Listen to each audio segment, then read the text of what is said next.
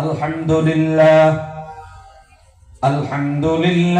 নাহমাদুহু ওয়া নাস্তাঈনুহু ওয়া নাস্তাগফিরুহু ওয়া নু'মিনু বিহি ওয়া নাতাওয়াক্কালু আলাইহি ওয়া নাউযু বিল্লাহি মিন শুরুরি আনফুসিনা ওয়া মিন সাইয়্যাতি আ'মালিনা মান ইয়াহদিহিল্লাহু ফালা মুদিল্লা লাহু ومن يضلله فلا هادي له ونشهد أن لا إله إلا الله وحده لا شريك له ونشهد أن سيدنا وحبيبنا ومولانا محمدا عبده ورسوله أرسله بالحق بشيرا ونذيرا وداعيا إلى الله بإذنه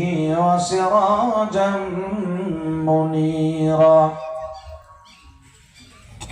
أما بعد فقد قال الله تبارك وتعالى في كلامه المجيد وفي فرقانه الحميد أعوذ بالله من الشيطان الرجيم যাদের স্মরণ আছে ইয়াদ আছে সকলেই বলেন যারা এটা জানেন আউযু বিল্লাহি মিনাশ শাইতানির রাজিম আমার সঙ্গে মুখ লড়ান যাতে আপনিও নেকি পেয়ে যাবেন হ্যাঁ পড়ার নেকি পেয়ে যাবেন বিসমিল্লাহির রহমানির রহিম ইন্না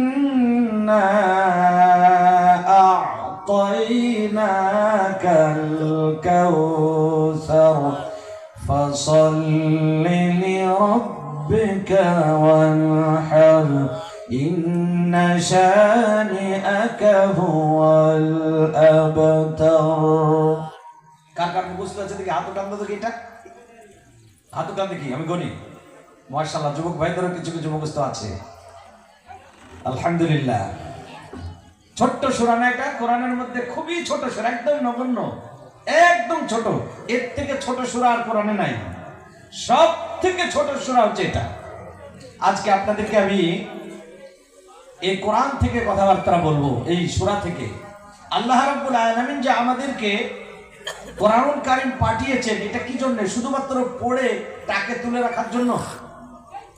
প্রতিদিন পড়বেন আমাদের মা বোনেরা, আপনারা পড়বেন, পড়ে টাকে তুলে রাখবেন, তার জন্য রেখেছে দিয়েছেন? না এটাকে বোঝার জন্য দিয়েছেন? এই কোরআনটাকে বোঝার জন্য দিয়েছেন। কোরআনে কি বলেছেন আল্লাহ পাক রব্বুল আলামিন? কিয়ামতের মাঠে আল্লাহ পাক যদি বলে, বল আমার কাছে এসেছিস, তোরা কি নিয়ে এসেছিস? এত বড় একটা কোরআনুল কারীম তোদেরকে দিয়েছিলাম, তোরা কি নিয়ে এসেছিস? তো কিচ্ছু বলতে পারবেন না যদি কিছু না নিয়ে যান। তো কমসে কম আজকে এই ছোট্ট সূরা আল্লাহর কাছে আপনি বলতে পারবেন, ওগো আল্লাহ, এই ছোট্ট সূরা নিয়ে আলোচনা হচ্ছিল, সেখানে আমি এ টু জেড আমি শুনেছি, আমি সব মনে রাখতে পারিনি, কিন্তু আমার কান সাক্ষী আছে, আমার অন্তর সাক্ষী আছে, আমি মনোযোগ দিয়ে এই কোরআনের এই ছোট্ট সূরাকে আমি পুরোপুরি ভাবে শুনেছিলাম। ওগো আল্লাহ, আপনি একবার দেখে নিন, আপনার ভিডিওতে দেখে নিন, যতক্ষণ পর্যন্ত এইটা আলোচনা হয়েছিল আমি ততক্ষণ পর্যন্ত সেখানে মনোযোগ দিয়ে আমি শুনেছিলাম। হতে পারে আল্লাহ রাব্বুল আলামিনের রহমতের জোশ লেগে গিয়ে যা আমার কোরআনকে ভালোবেসেছিলি, আমার কোরআনের মহব্বতে ওখানে বসেছিলি, এতক্ষণ পর্যন্ত ঠান্ডাতে সুন্দর বিছানা ছেড়ে ওই ঠান্ডাতে বসেছিলি, যার জন্য আমি রহমানুর রহিম আল্লাহ পাক রব্বুল আলামিন যদি চান তো তিনি নাজাতের জরিয়া বানিয়ে দিতে পারেন না? পারেন না? যে আল্লাহ পাক রব্বুল আলামিন একটা সামান্য কুকুরকে পানি পান করিয়ে যদি তার জন্য জান্নাতের আল্লাহ রাব্বুল আলামিন নাজাত দিয়ে দেন, জান্নাতে যাওয়ার জন্য তার যদি পাস হয়ে যায়, সামান্য একটা কুকুরকে পানি পান করিয়েছিলেন, বিশ্বনবী বলেছেন, একটা সামান্য কুকুরকে পান করিয়েছিলেন পানি, আন্তরিকতার সঙ্গে আল্লাহর সে প্রাণী ছিল, সে আন্তরিকতার সঙ্গে পানি পান করানোর জন্য আল্লাহ পাক রব্বুল আলামিন এত খুশি হয়ে গিয়েছিলেন, বিশ্বনবী বলেছেন যে তার জন্য জান্নাত আল্লাহ পাক রব্বুল আলামিন ঘোষণা করে দিয়েছেন। সুতরাং আমরা এই বিশ্ব জগতের মধ্যে, সাত আসমান জমিনের মধ্যে সব থেকে যেটা আপনার মূল্যবান কোরআন, সব থেকে যেটা আল্লাহর কাছে গ্রহণযোগ্য কোরআন, গ্রহণযোগ্য গ্রন্থ, সেই গ্রন্থর নাম হচ্ছে আল কোরআন। তার নাম কি? আল কোরআন। সেই আল কোরআনুল কারীমের মধ্যে থেকে একটি ছোট্ট সূরা নিয়ে আলোচনা করব। আপনারা আল্লাহর কাছেও বলতে পারবেন, হতে পারে এটা হিদায়াতের কারণ হয়ে যাবে। ও যুবক ভাইরা, ভিতরে আসুন, ওখানে সামনে না দাঁড়িয়ে ভিতরে আসুন। আপনাদের হাতে পায়ে ধরি অনুরোধ করি ভাই, আপনারা ভিতরে আসুন, আমার ভালো লাগবে, আপনাদেরও ভালো লাগবে। আসুন, এই নিয়ম চালারা এসো তো, এখানে সামনে সামনের দিকে এসো। আপনারা একটু ভাই সামনে এগিয়ে আসুন তো, পিছনের দিকে জায়গা নাই, ওরা ভাবছে জায়গা তো নাই, ফিলফুল হয়ে গেছে, আমরা যে কি করবো ওখানে। আসুন একটু সামনের দিকে এগিয়ে আসুন, যাতে এসে তারা পিছনের দিকে, ওই দেখেন আসছেন, দেখছেন, ওনারা মনে করেছিলেন আসলে জায়গা নাই, আসলে সামনে জায়গা খালি রেখে দিয়ে আপনারা পিছনে বসেছেন আর কি। হ্যাঁ, এমনি সামনের দিকে আসুন, আরো সামনে আসুন ভাই, একটু কষ্ট দিচ্ছি আপনাদেরকে, হয়তো আপনার চাদর জড়িয়ে বসে আছেন, কত সুন্দর করে গরম হয়ে গেছে, সেই জায়গাটাও আপনি কষ্ট দিয়ে হয়তো আপনাদেরকে নিয়ে আসছি। এটি জেনে রাখবেন, মুমিনের জন্য সামান্যতম কষ্ট, একটা সামান্য ইটের যদি উঝট লাগে, যদি মুমিন হয় তো সেই উঝট লাগার কারণেও যদি সে কষ্ট পায়, তো সেটাও আল্লাহ পাক রব্বুল আলামিন কিয়ামতের ময়দানে নেকি হিসেবে তাকে দেখাবে। তো আপনার যে কষ্ট হচ্ছে, হয়তো এক জায়গা থেকে উঠে অন্য জায়গায় চলে আসছেন, এটা বড় কষ্টকর, তো এটাও আল্লাহ পাক রব্বুল আলামিনের কাছে নেকি থেকে খালি থাকবে না ইনশাআল্লাহ তাআলা। তো আজকে আমি আপনার কোরআনুল কারীমের মধ্য থেকে যে আয়াতটি নিয়ে আলোচনা করব, কোরআনুল কারীম থেকে যে আয়াতটি নিয়ে আলোচনা করব আপনাদের সঙ্গে আমি বললাম, কোন আয়াত ভাই? সূরা কাউসার। সূরা কাউসার, এই সূরাটার নাম কি? সূরা কাউসার। তিনটি মাত্র বাক্য, তিনটি আয়াত, কিন্তু এর মধ্যে আল্লাহ রাব্বুল আলামিন এত কিছু ঢুকিয়ে দিয়েছেন, এত কিছু ঢুকিয়ে দিয়েছেন। এখন আমি শুরু করে যদি আমার যতটা জানা আছে ওই নিয়ে যদি সম্পূর্ণ আমি করতে চাই, ফজরের আজান হয়ে যাবে। কিন্তু আমি তার মধ্য থেকেও অনেক কাটছাট করে যেগুলো বলতে হবে, না বললেই হবে না, সেগুলো থেকে আমার কাছে যেগুলো সব থেকে চয়েসফুল হবে সেগুলো আমি বলে আমার যে সময় সীমাবদ্ধ করা আছে সেই সময়ের মধ্যে আমি শেষ করার চেষ্টা করবো ইনশাআল্লাহ তাআলা। আল্লাহ রাব্বুল আলামিন এই কোরআনুল কারীমের ছোট্ট একটি সূরা নাজিল হয়েছিল, তখন প্রত্যেকটা সূরার নাজিল হওয়ার একটা প্রেক্ষাপট আছে, কারণ আছে। কোন কারণে নাজিল হয়েছে, এর কারণ পিছনে আছে।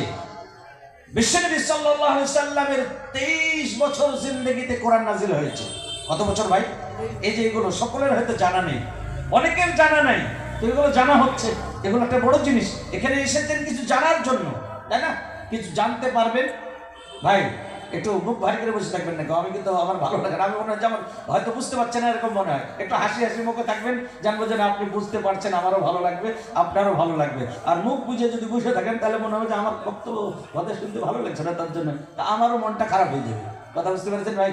সকালে একটু হাসি খুশি হয়ে থাকবেন, তাহলে আমার বক্তব্য ভালো লাগবে, আল্লাহর পক্ষ থেকে আরো কথা আসবে। যখন কেউ হাসানোর মতন কথা বলে তো তখন হাসার দরকার, আর যখন কাঁদানোর মতন কথা বলে তখন কাঁদতে হবে, হাসানোর মতন হলে হাসাতে হবে।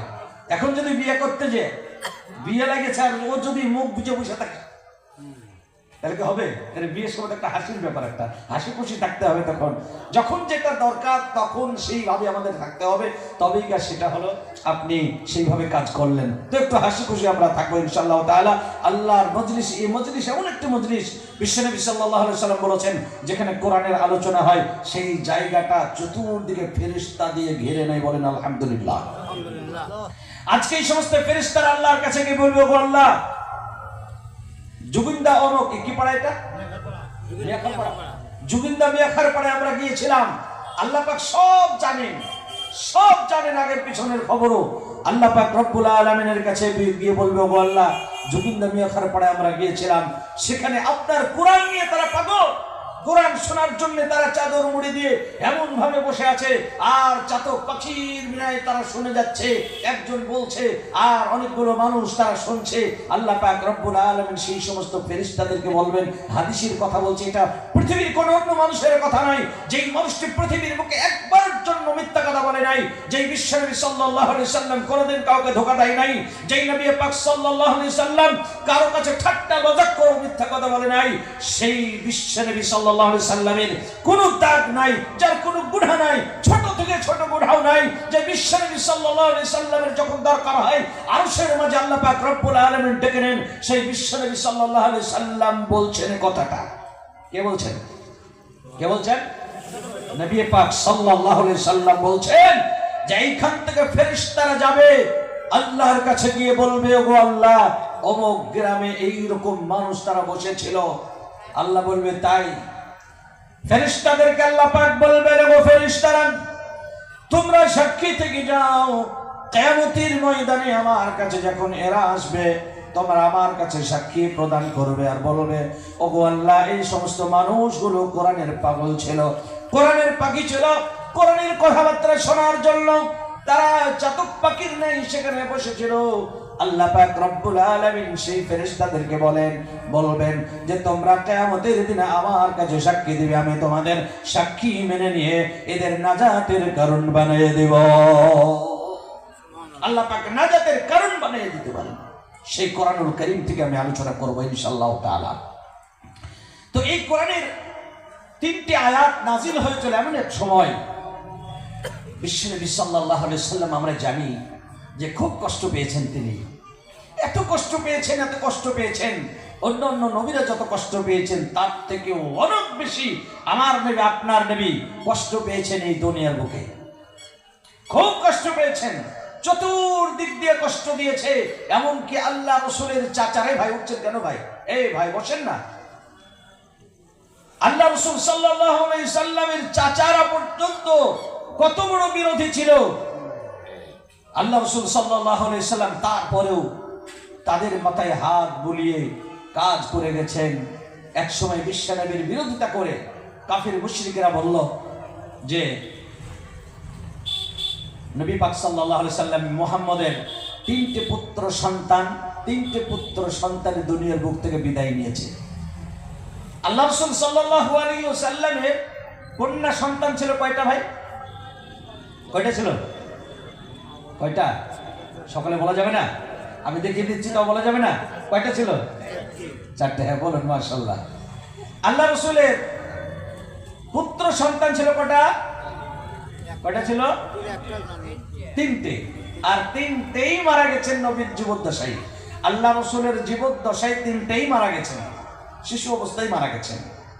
কাফিররা বলল, আচ্ছা বুঝতে পেরেছি, মুহাম্মদের নাম নিশানা কিছুই থাকবে না, সব মিটে যাবে, কিচ্ছু থাকবে না। কিছুদিন পরে দেখবে যে মুহাম্মদের নাম লেনে বলে একজনও থাকবে না। আল্লাহু আকবার। কেননা যার পুত্র সন্তান নাই, আমাদের মধ্যেও বলে অনেকে যে যার পুত্র সন্তান নাই তার বাড়িতে আগুন জ্বালারও, তার বাড়িতে আপনার আলো জ্বালারও, লাইট জ্বালারও মানুষ থাকবে না। তো তাই তারা বলতো যে মুহাম্মদের একটাও বেটা জীবনে বাঁচলো না, ওনার বাড়িতে কোনো লাইট জ্বালানো তো দূরের কথা, ওর জিকির করা, ওর আলোচনা করার মানুষও থাকবে না। এ কথা যখন তারা গ্রামে পাড়ায় এদিকে ওদিকে সব আলোচনা শুরু হয়ে গেল, আল্লাহর নবী মনক্ষুণ্ণ হবেন না? কি গো, মনক্ষুণ্ণ হবেন না? একটু কষ্ট পাবেন। আল্লাহ পাক রব্বুল আলামিন বিশ্ব নবী সাল্লাল্লাহু আলাইহি ওয়াসাল্লামকে কখনো মনক্ষুণ্ণ হতে দেন নাই। আল্লাহর নবী সাল্লাল্লাহু আলাইহি ওয়াসাল্লাম যখন কষ্ট পেয়েছেন, সঙ্গে সঙ্গে আল্লাহ পাক রব্বুল আলামিন আল্লাহর পক্ষ থেকে কোরআনুল কারীম আয়াত নাযিল করে দিয়ে তেনাকে সান্ত্বনা দিয়েছেন। যখন যতটা কষ্ট পেয়েছেন তখন ততটা সান্ত্বনা দিয়ে বিশ্বের নবী সাল্লাল্লাহু আলাইহি সাল্লামকে তিনি সান্ত্বনা দিয়েছেন। আল্লাহর নবী সাল্লাল্লাহু আলাইহি ওয়াসাল্লাম তিনার চাচা আবু তালিব বিশ্ব নবীর 50 বছর পর্যন্ত আগলিয়েছিল। 50 বছর যখন হলো আল্লাহ রাসূলের, আবু তালিব ইন্তেকাল করে গেল। তারপরে পরে হযরত খাদিজাতুল কুবরা রাদিয়াল্লাহু তাআলা আনহা ইন্তেকাল করলেন। একই বছরে 5 দিন পরে এক অপরের দুইজনের ইন্তেকাল করে গেল। যেই দুইজন আল্লাহ রাসূলের বড় ধরনের তিনারা একটা ছাতা হিসাবে তারা কাজ করত, গাছ হিসাবে তারা কাজ করত, ছাদ হিসাবে তারা কাজ করত। সেই দুইজনই দুনিয়ার বুক থেকে চলে গেলেন। দুনিয়ার বুক থেকে যখন চলে গেলেন, আল্লাহ রাসূল সাল্লাল্লাহু আলাইহি সাল্লাম বড় মনে করলেন, কি করব এবার আমি? বিশ্বনবী সাল্লাল্লাহু আলাইহি ওয়াসাল্লাম তিনি তাইফের দিকে গিয়ে গেলেন। তাইফের দিকে দাওয়াত দিতে গেলেন। সেখানে 10 দিন থাকলেন। 10 দিন তেনাকে এমন মারা হলো, এমন পিটানো হলো, তিনি এমন খুনে রক্তে রক্তাক্ত হয়ে গেলেন। বিশ্বনবী সাল্লাল্লাহু আলাইহি সাল্লাম সেইখান থেকে ফিরে আসলেন, নাকাম হয়ে ফিরে আসলেন। একজন মানুষ ইসলাম কবুল করলো না। নবী পাক সাল্লাল্লাহু আলাইহি ওয়াসাল্লাম খুব মনক্ষুণ্ণ। আল্লাহ পাক রব্বুল আলামিন দেখতে পেলেন আমার হাবিব মনক্ষুণ্ণ। হযরত জিবরিল আমিনকে বললেন, ও জিবরিল, যাও যাও, আমার হাবিব বড় মনক্ষুণ্ণ হয়েছে, তাকে শান্তি করে দাও, তাকে সান্ত্বনা দাও। হযরত জিবরিল আমিন বলেন, আল্লাহ কিভাবে তাকে শান্তি দেব? আল্লাহ পাক রব্বুল আলামিন বললেন, ও জিবরিল, কোনদিন আমি যা না করেছি আজ আমার নবীর জন্য করব। বলে কি করবে?